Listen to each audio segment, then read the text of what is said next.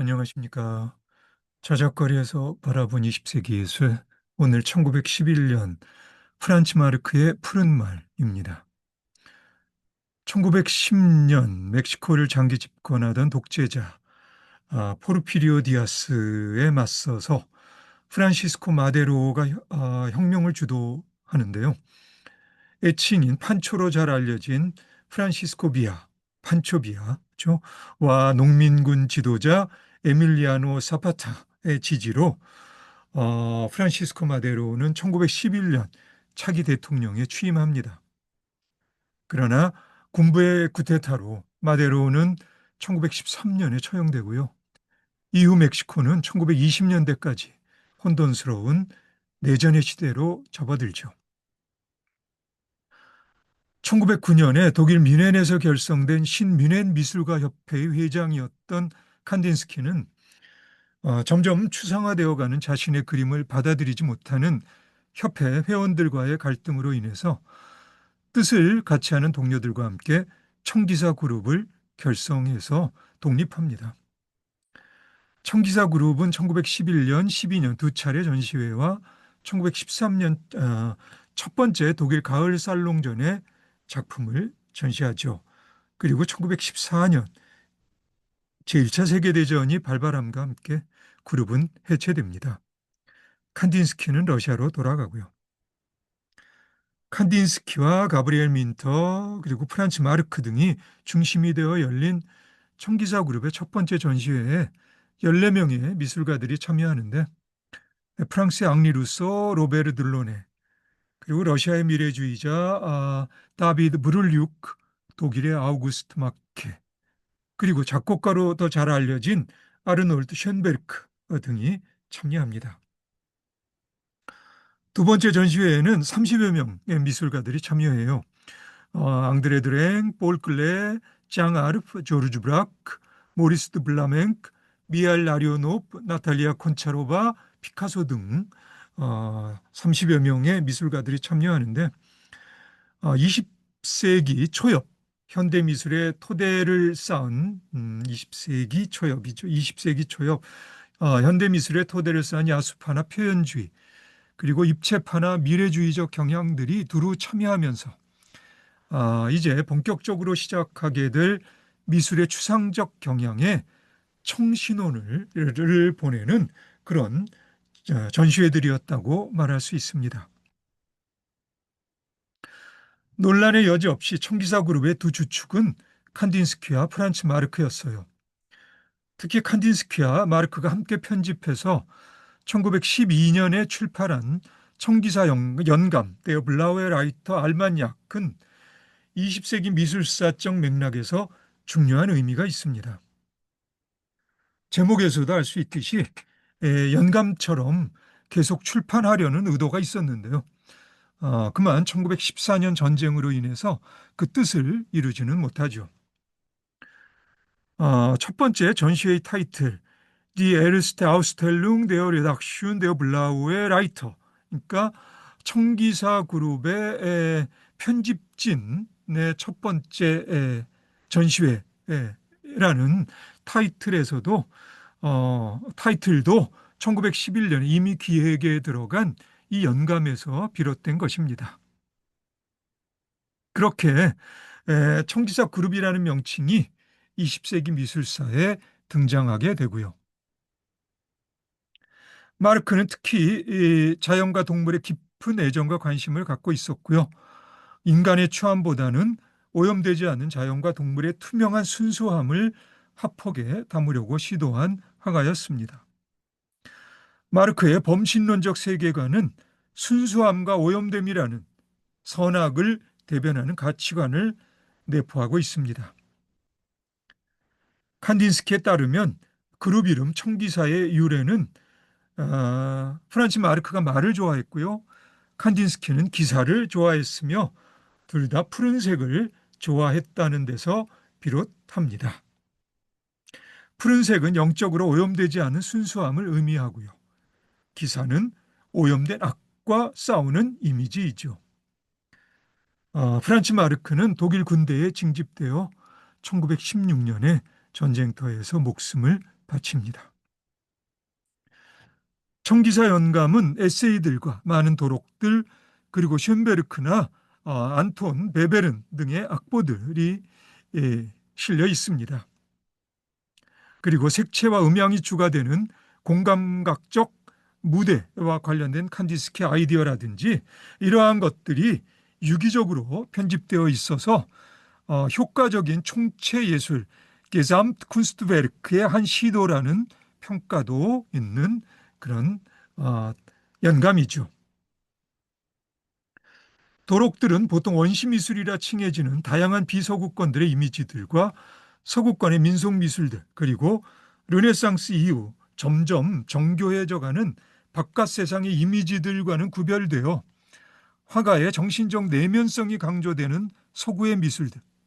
그러니까 청기사 영감의 핵심은 르네상스 이래 1900년대에 이르기까지 자연을 포함해서 바깥 세상을 묘사하는 미술가의 기량이 그 정점을 향해 치달아갈 때 상실되어 간 중요한 것이 있다는 건데요. 그것이 인간 내면의 영적 정신성이라는 거죠.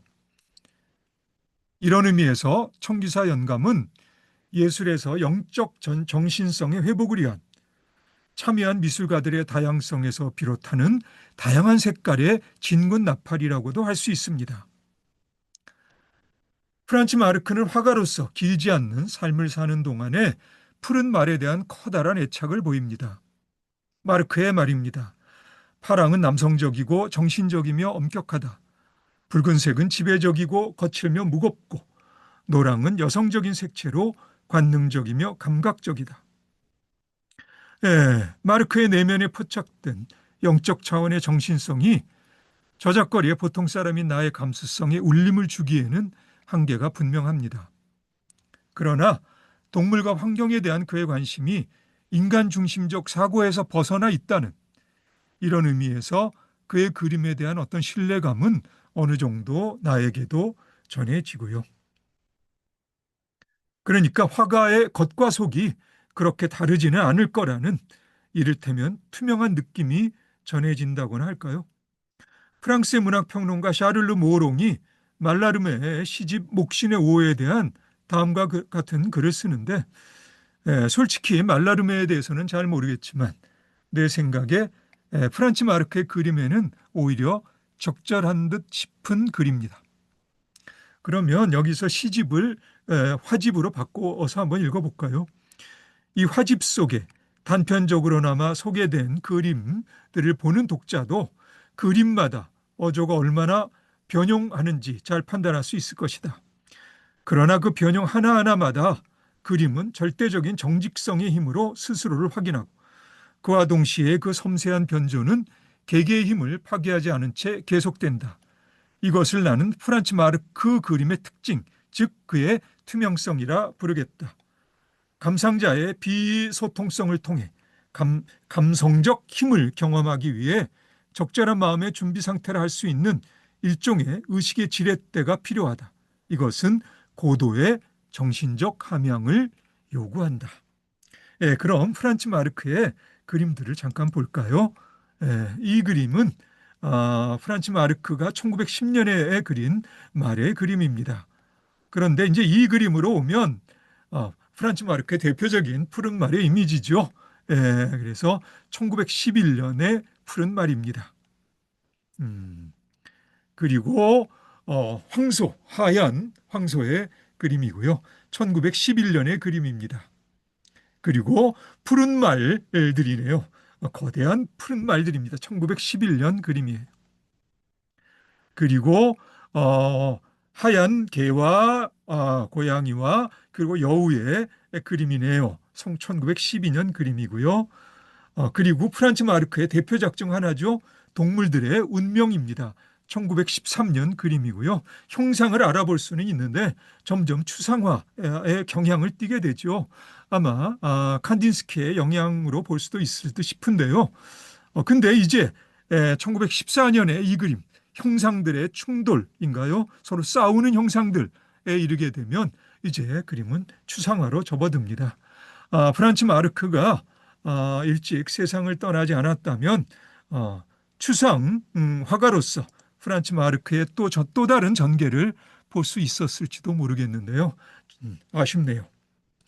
자, 1828년에 태어나 1910년에 세상을 떠난 러시아의 작가 레프 톨스토이의 유고 산송장이 톨스토이 사후에 발표됩니다. 톨스토이가 대략 1900년경에 쓴 희곡인데요. 톨스토이 본인에 의해 완성된 작품으로 여겨지지는 않았던 것으로 보입니다. 그래서 출판을 미루고 있었죠. 처연은 1911년 모스크바 예술극장에서 단젠코 연출로 올려지고요. 네미로비치 단젠코 연출로 올려지고요. 스타니슬랍스키도 연기자로 출연합니다. 톨스토이는 1897년에 발표한 예술론 예술이란 무엇인가에서 세상이 걸작으로 우러르는 자신의 작품 대부분을 쓰잘데없고 퇴폐적인 작품으로 규정합니다.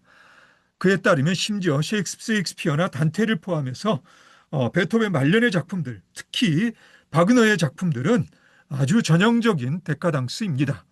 이런 작품들은 톨스토이가 할 법한 표현을 빌면 데카당스한 미식가들이 고급스럽다고 우쭐대지만 실인즉 썩은 치즈에 불과한 작품들입니다.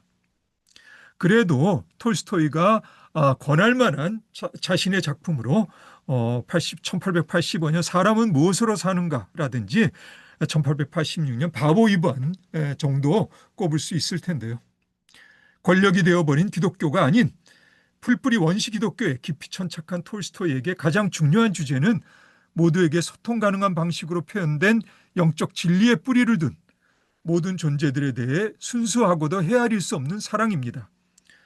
산송장은 우리나라에서도 1923년 무대에서 초연되고요.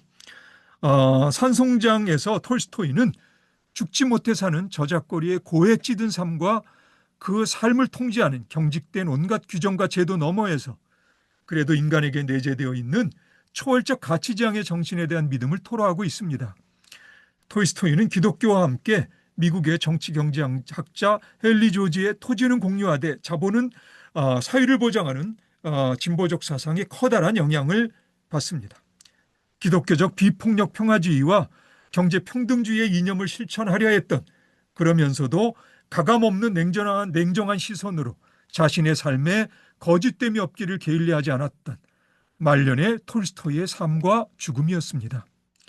내 경우 산송장에 내포된 가장 소중한 것을 내려놓을 때 더 소중한 것을 구할 수 있으리라는 주제와 톨스토이 말년의 행색 등으로 미루어 그에 대한 근거 있는 모든 찬사와 비판을 아울러서 19세기 미국의 소설가 너세니얼 호손의 1850년 단편소설 큰 바의 얼굴에 등장하는 어니스트란 이름의 어르신의 풍모가 떠오르네요.